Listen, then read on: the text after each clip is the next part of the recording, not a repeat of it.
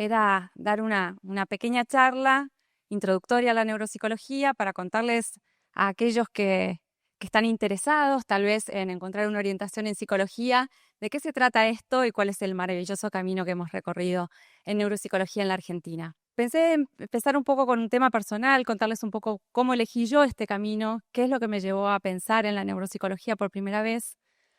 Cuando yo era chica, pasaba los fines de semana en la quinta de mi abuelo. Pasaba mucho tiempo con mi abuelo y mi abuelo era bastante especial. Yo era muy cercana a él, pero mi abuelo no hablaba. Mi abuelo decía sí, decía no, decía agua y decía Edith, que era el nombre de mi abuela. Y no decía nada más. Sin embargo, yo pasé mi infancia con él. Pasaba los domingos ahí, yo le conversaba y sentía que él me entendía y él me entendía. Un día, mi abuelo me trajo un regalo. Vino y me trajo un dibujo que había hecho él. Y el dibujo era muy especial. Era un retrato de Alejandro Graham Bell. No sé quiénes saben quién es, pero fue un gran inventor, que entre otras cosas inventó el teléfono. Mi abuelo era ingeniero, tenía completo sentido que me regale ese dibujo. Cuando lo miré estaba lleno de detalles, lleno de colores, lleno de pequeños guiños, lleno de objetos. Era un retrato, pero además había objetos por detrás que daban cuenta de los inventos de Alejandro Graham Bell. Entonces, por supuesto, ya tenía más o menos 12 años, se me ocurrió pedirle, Tata, ¿me lo dedicás? ¿Me escribís algo? Y mi abuelo perplejo hizo como un garabato, como una firma, y no me lo pudo dedicar.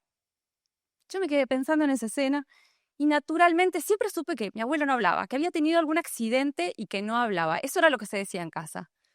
Mucho más tarde entendí que el accidente que él había tenido era un accidente cerebrovascular, que era una ACV, y lo que él tenía era una fascia de Broca, que hacía que él pudiese comprender lo que yo le decía, tal como yo lo sentía, pero no podía hablar y tampoco podía escribir, no podía simbolizar. Entonces mi pregunta fue, ¿puede pensar? ¿Puede pensar alguien que no puede hablar? Entré a la Facultad de Psicología y ahí empezamos el camino de el lenguaje y el pensamiento con Vygotsky y todos esos autores, ¿no? Y bueno, y eso fue lo que me llevó al maravilloso camino de la neuropsicología, que lo que hace es tratar de tender puentes entre la conducta, entre las emociones y el cerebro. Y de eso se trata, de descubrir cómo el cerebro puede regular, puede condicionar nuestra conducta y nuestras emociones.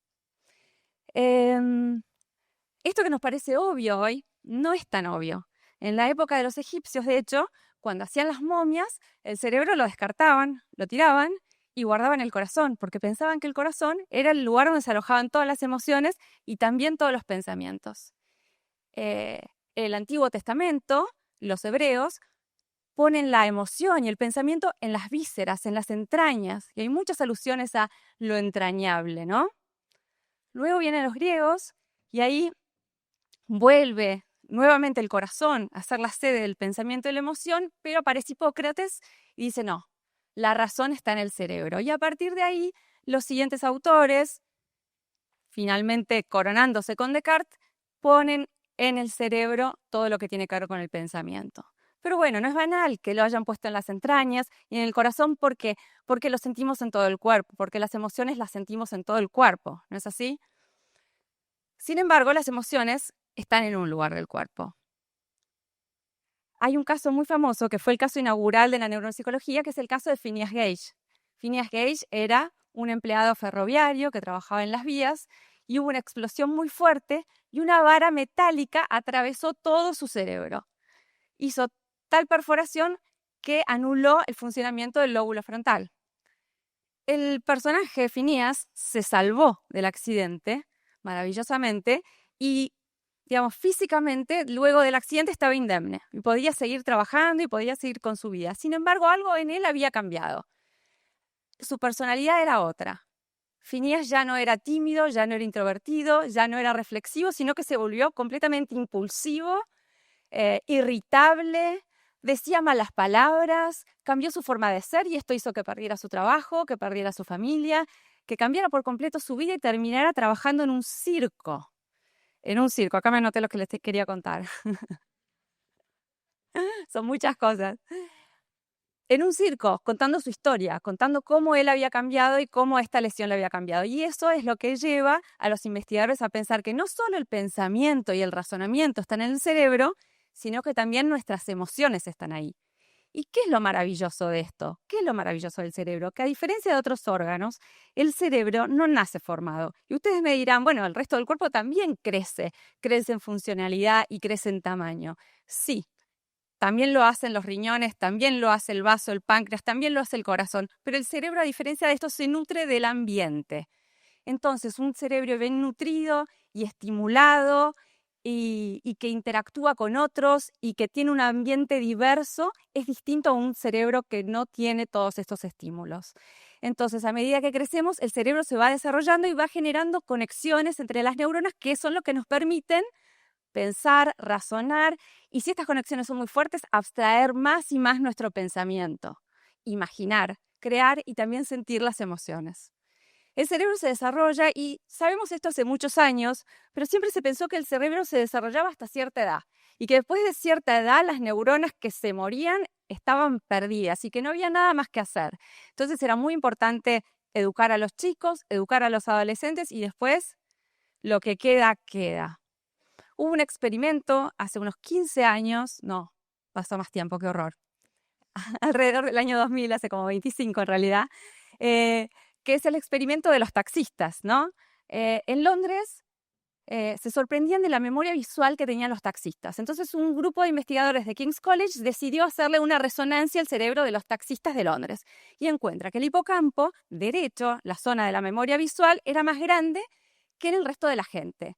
Maravillados, empiezan a tratar de construir hipótesis sobre esto y la primera hipótesis es, bueno, la gente que tiene buena memoria espacial tiende a tener interés por los recorridos y tiende a ser taxista.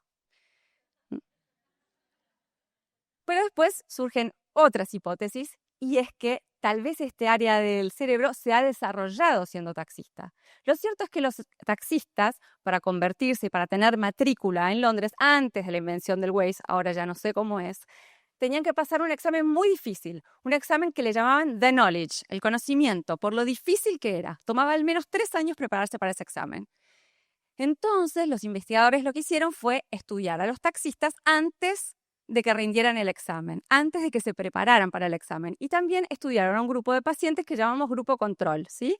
Y el grupo control eran personas del mismo sexo, la misma edad, el mismo nivel educativo que los taxistas, pero que no iban a hacer el curso, seguían con su vida habitual. A los taxistas y al grupo control les tomaron evaluaciones cognitivas, que es lo que hacemos los neuropsicólogos, pruebas de memoria y en este caso pruebas de memoria espacial también, ¿no? Y también les hicieron una resonancia, les sacaron una foto a su cerebro y específicamente midieron el tamaño del hipocampo. Luego del examen repitieron estos estudios. ¿Y qué encontraron? Diferencias entre los dos grupos, que eran iguales al inicio, pero al final del examen, los que habían pasado el examen y se habían convertido en taxistas, a diferencia del grupo control, tenían el hipocampo más desarrollado. O sea que el cerebro funcionalmente y morfológicamente cambia durante la adultez también. Estará toda gente mayor de edad. Esto dio pie a un montón de desarrollos y a un montón de pensamientos sobre lo que podemos hacer con nuestro cerebro. Sobre que nuestro cerebro no es algo estático, sino que es algo que es muy dinámico. Y los estudios nos dicen que además es un cerebro que es eficiente, que siempre está tratando de ahorrar energía y de juntar energía. La neuropsicología estudia esto, estudia cómo funciona el cerebro, cómo funciona el lenguaje, cómo funcionan las emociones, cómo funciona la memoria. En relación a la memoria, por ejemplo, siempre se pensó, antes de los desarrollos estos de neuroplasticidad, que la memoria era como un receptáculo, ¿no? Que la memoria era un lugar donde estaban alojados los recuerdos reales y podías tener mejor o peor memoria, pero que los recuerdos estaban ahí guardados y era como una grabadora. Vos vas, grabás lo que pasó y después te preguntan y lo reproducís. Y si tenés buena memoria, lo reproducís al detalle. Si tenés mala memoria, lo reproducís un poco y si tenés pésima memoria, no lo reproducís y no te acordás. Y eso era lo que se pensaba de la memoria. Una investigadora inglesa también, Elizabeth Lotus, se le ocurrió investigar qué pasa con la memoria en el desarrollo de la vida. Y lo que ella encontró es que la memoria es mucho más permeable y mucho más lábil y mucho más maleable de lo que nosotros pensamos. Que la memoria no funciona como una grabadora, sino que cada vez que yo recuerdo algo, lo reconsolido. ¿Qué quiere decir que lo reconsolido? Que le vuelvo a agregar ingredientes. Cuando yo traigo a la memoria algún recuerdo infantil, le agrego ingredientes que tienen que ver con la reflexión que tengo en ese momento, con un comentario que alguien me hace, con el contexto en el que estoy, con algo del presente y con una nueva interpretación. Y cuando lo devuelvo modificado. Esto tiene un correlato biológico. Esto tiene un correlato en la síntesis proteica que se produce cuando yo traigo y devuelvo el recuerdo. Entonces a esta investigadora se le ocurrió experimentar sobre esto que se veía biológicamente, de que cuando uno traía y llevaba el recuerdo, algo se modificaba. Y hizo el experimento de las falsas memorias. El experimento más famoso de ella fue su experimento, digamos, inaugural con el que ella empieza su trabajo, que es el experimento de los shopping centers. En este experimento, ella invita participantes, gente sana, joven, a participar de un estudio sobre la memoria y les dice que vengan y que ella iba a llamar a sus familiares para preguntarles sobre algunas historias de su infancia. Entonces, cuando vienen los participantes, les cuenta historias de la infancia que son reales, pero además agrega una historia falsa. Agrega la historia de que esa persona se perdió en un shopping cuando era chiquitito. Y se lo dice con igual certeza, con vocabulario similar, con el mismo encuadre que le viene contando recuerdos que son reales. Y lo llamativo es que más del 30% de las personas que fueron sugestionadas en la evaluación tienden a modificar su recuerdo, tienden a adueñarse del recuerdo y se creen que realmente se perdieron en el mall y cuentan detalles ellos mismos de quién los encontró, qué tenían puestos, cómo hicieron para llamar la atención, si estaban con la madre o con el padre. Impresionante. Entonces, estamos frente a una realidad que es sumamente móvil, maleable. Y la investigadora, cuando describe la memoria, dice, la memoria no es como una grabadora, es más bien como una Wikipedia. Y hay que tener cuidado porque la Wikipedia la puede modificar uno, pero la pueden modificar los demás. Entonces, eso es lo que investiga la neuropsicología. Nosotros en neuropsicología hacemos muchos de estos experimentos y trabajamos también con pacientes y con personas sanas. Con pacientes, por ejemplo, trabajamos dentro del contexto de la neurocirugía. Ustedes saben que lo lindo de nuestra disciplina, la psicología, es que podemos trabajar con otras profesiones. Podemos trabajar en muchos ámbitos, pero además podemos hacer lo que llamamos interdisciplina. Nosotros en FLENI entramos dentro de las cirugías de pacientes que tienen gliomas de bajo grado, que son tumores que tienen como un desarrollo muy lento. Son benignos, son fáciles de sacar en general, pero a veces están localizados en áreas muy peligrosas. Por ejemplo, pueden estar en el área del lenguaje o en el área de las emociones. Entonces evaluamos a los pacientes antes de que se hagan la cirugía y entramos al contexto del quirófano durante la cirugía. ¿Para qué? Para que despierten al paciente y durante el proceso de paciente siendo operado, nosotros tomamos pruebas de lenguaje, si el tumor está en el área del lenguaje, o tomamos pruebas que tienen que ver con el reconocimiento emocional, si el tumor está en el lóbulo frontal, y podemos orientar al neurocirujano por dónde entrar, dónde cortar, ¿sí? El neurocirujano duerme ese área, lo estimula, y nosotros le avisamos, el paciente dejó de hablar, el paciente cambió su prosodia, el paciente bajó su fluencia, el paciente no está reconociendo la ira. Entonces, el neurocirujano cambia la forma de operar. Eso entra, digamos, por otra vía. Eso hace que el outcome sea distinto, que el paciente salga de la cirugía sin el tumor, como iba a salir en primer lugar, pero además que salga de la cirugía con mejor calidad de vida. Y para eso trabajamos en neuropsicología, para mejorar la calidad de vida de los pacientes. Son muchas las investigaciones que realizamos. Otras investigaciones tienen que ver con, esperen que me voy a tener que fijar acá. Otras investigaciones que realizamos tienen que ver también con el desarrollo del cerebro, tienen que ver con la enfermedad de Alzheimer. Ustedes saben que la enfermedad de Alzheimer es una enfermedad que hoy es una preocupación en todo el mundo por su alta prevalencia. Hasta el 40% de las personas en la Argentina mayores de 80 años tienen Alzheimer o alguna demencia. Esto es un número exorbitante. Piensen, todas las personas de 80 años que ustedes conocen, 40% de ellos van a tener demencia.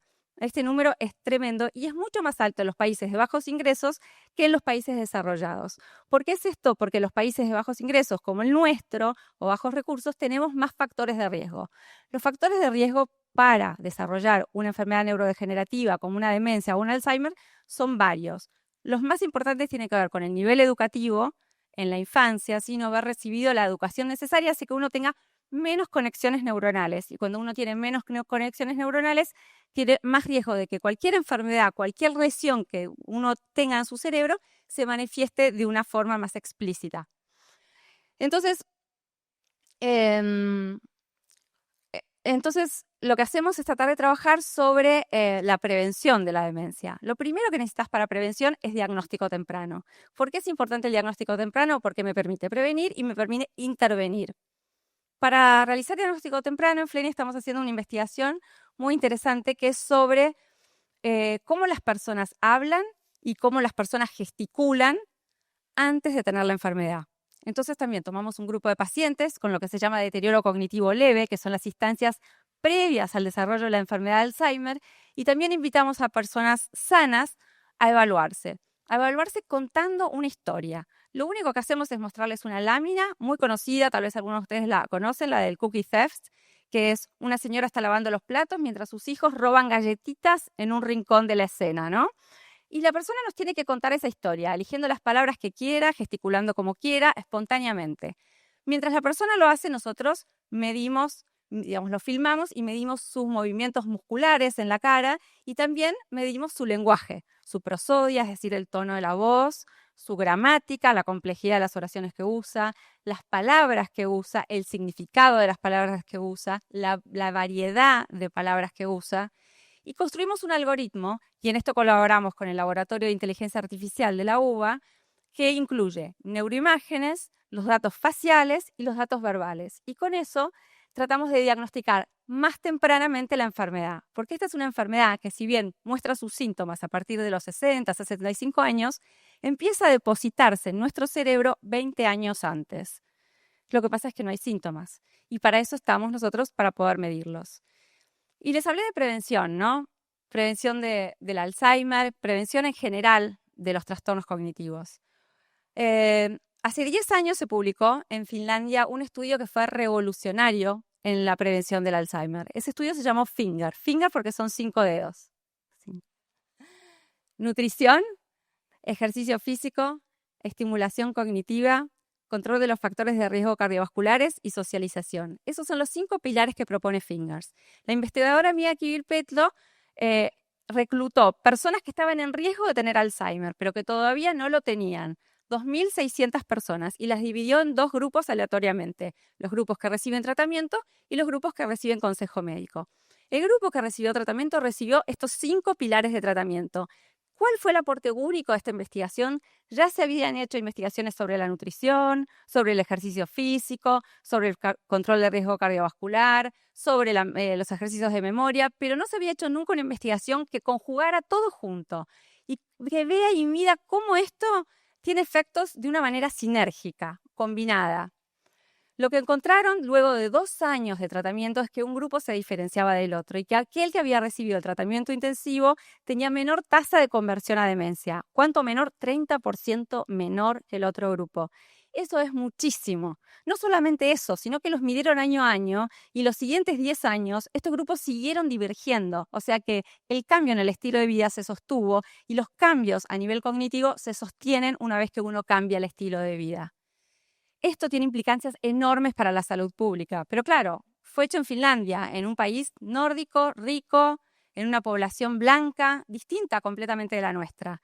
Entonces, la doctora Kivipelto fundó la iniciativa Worldwide Fingers, que es una iniciativa mundial que congrega 60 países hoy en el mundo, incluyendo Australia, incluyendo países en África, incluyendo Latinoamérica. Y nosotros estamos liderando la región latinoamericana con LATAM Fingers, que son 12 países trabajando juntos para la prevención del Alzheimer.